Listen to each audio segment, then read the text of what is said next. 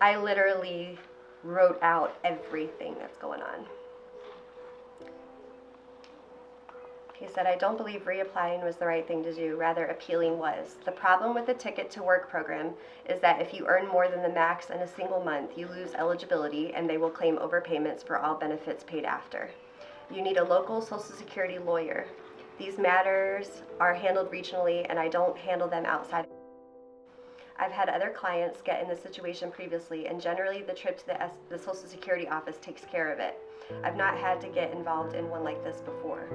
You just need to find somebody with a half of a brain. Unfortunately, they can be hard to find. Sorry I can't be of more help. This is a systematic problem. And the people who work at Social Security and give bad advice are immune from liability. I generally find they are good people who want to help, but it's a bureaucratic mess and takes someone who knows how to navigate it. The reality of the situation. So, my story that I want to share with you guys is a huge problem, and I know that I am not the only person who has been in the situation that I'm currently in. I am a paraplegic. Most of you that follow me know who I am and know that I was injured because of domestic violence 16 years ago. And it has been quite the adventure over the last 16 years. One of the biggest things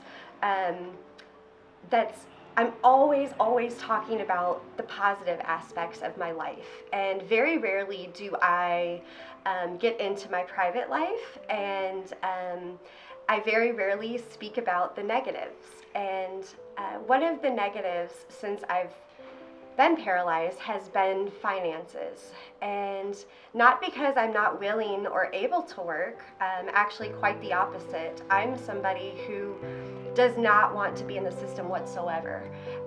I don't want to have to collect disability benefits or Social Security benefits or have food stamps and just live. I want to be able to have a career and change people's lives through sharing my story, and hence how I became a speaker and advocate and mentor.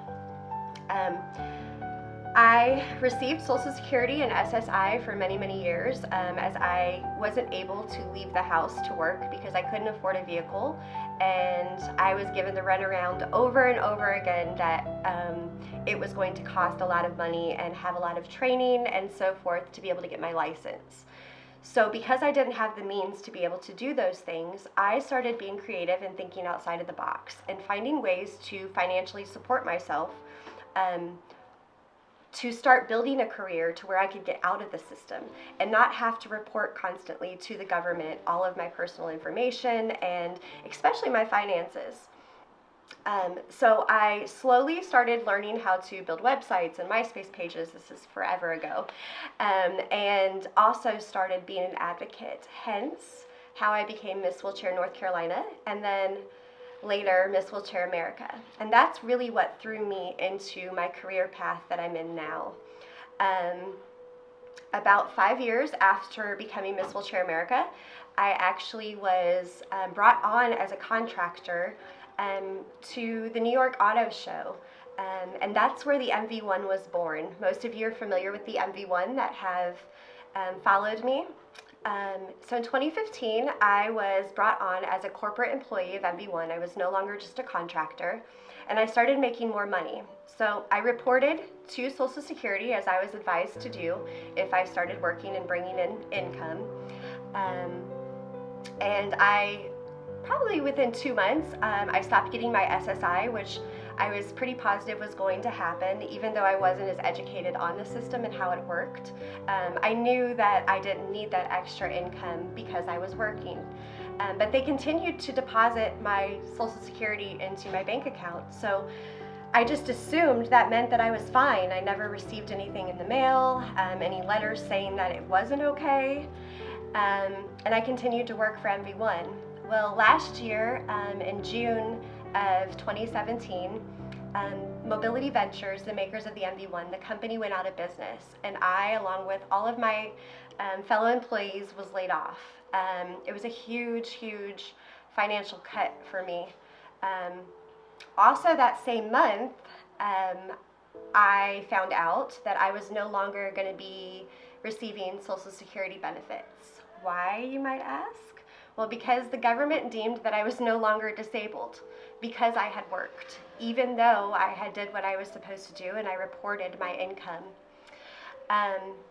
They took that last little piece of income from me. And since then, since July of 2017, it's now April 2018, I have not received one disability payment. For about 3 months after I lost my job, I found some contract work and I had some income coming in, but then that actually ran out and I was back to square one again, where I had zero income, which is still where I'm at right now. I have reached out to Social Security. The first thing I did was I drove myself to my local Social Security office so they could physically see me. And I brought my letters and documentations and I shared with them my story and what was happening. And the guy kind of laughed and he said, well, obviously somebody's made a huge mistake, because I can physically see you and I can see that you are indeed still a paraplegic. So he told me that I was going to have to appeal the decision.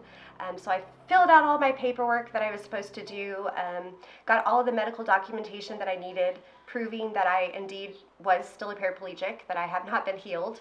And I shortly after, probably 3 months after, I received a letter from Social Security saying that they had indeed deemed me to still be fully disabled, and that I was not allowed to make more than $808 a month. Now I'm going to stop right there, because I cannot afford, with a mortgage and children and bills and a vehicle and car insurance and all of the other things that we need to be able to survive. Now you guys, I have to tell you, I am not somebody that lives beyond my means whatsoever. I'm actually quite the opposite. I think I put more out than I actually can afford sometimes, just to be able to push my advocacy and to be able to make a difference in other people's lives who listen to my story. I've never had credit cards, anything like that. So when I say my bills, I literally mean my mortgage, my utility bills, my car insurance, because I don't have a car payment. Thank you, God, that I don't have a car payment. And then my medical supplies. So I have to have catheters and all the other things that go along with a spinal cord injury. I now am in a place where I no longer have any money whatsoever. I have drained all of my savings. About a month ago, I actually did a GoFundMe and I made a video talking about kind of the same thing, except for I didn't go into much detail. But I did say the reason I was doing the GoFundMe was to be able to go work with a coach to help get my book published, so that I could start generating income and really boost my career in speaking and have something to give my audience to take away. I knew that that would really boost my career. I ended up raising a little over $5,000, which was just enough for the deposit for this program. I found out through the interviews of the program that if I put that $5,000 deposit down, but didn't come up with the other $10,000, that I would lose that $5,000. So I made a decision at the last minute not to go through with the program, because I had already spent 3 weeks raising a little over $5,000 and the donations kind of stopped coming in, and I didn't want to put myself in a position where I lost $5,000 that I really, really needed, because I was so far behind financially. So I used that money that was raised, and thank you to everybody from the bottom of my heart that donated anything or even shared the post for me. I appreciate you so much. That actually bought me a little over another month of being able to be in my house before any kind of foreclosure proceedings start. But here I am today, and I am at a critical point. I actually needed $1,500 by Monday, and my bank account is negative. I actually have even sent one of my daughters to Arizona to be with her father, because I can no longer afford to feed us. So it has gotten very dire. The reason that I'm doing this video, guys, is not to ask for handouts, it's not to ask for money, it's to get people involved to make change. Because I know that being this transparent, more people hopefully will start to share their stories that are very similar so that we can make change for everyone. I have been in touch with a couple politicians locally who have advised me that this is going to be a long road and a hard fight because Social Security is such a hot topic for people who are disabled. I truly believe that the system is set up to keep us in it. And for people like me who are disabled but want to work and want to financially support their family on their own and not have to use any kind of government handouts or government money or have to do GoFundMes to pay off their financial burdens, I'm hoping that this is going to empower everybody to use their voices and to come together with myself. And I actually have a friend who's also an advocate, Shannon Chisholm, who is also going to be helping me with this campaign to be able to get our voices heard. None of us asked to either be born with a disability or acquired a disability. I know I didn't ask for this to happen to me. My children also didn't ask for this life. And I believe that it's my right to be able to work. And I don't think that it is okay for the government to tell me how much I'm allowed to make or how much I'm allowed to work. How can I get out of the system if they can't help me get out? So what I mean by that is, how can I get out of the system when it's set up to keep me under a certain income level to be able to get the benefits that I am entitled to, that I paid into the system for? So if I go out today and go get a job, let's say even at my local grocery store across the street, I would make too much money to be able to work full time and be able to get myself financially ahead of the game and further my career and actually make a life that's independently, financially free for me and my children. So we need change, guys. We need everybody to come together. We need awareness. We need for people to share their stories and get the word out so that we can maybe start a petition and then eventually get a bill passed to where we can have some change for this. Another thing that I also know that I kind of want to put out there, I have a brother who is autistic, who is nonverbal, and he also would like to work. For him, it's more of a routine thing to be able to have structure.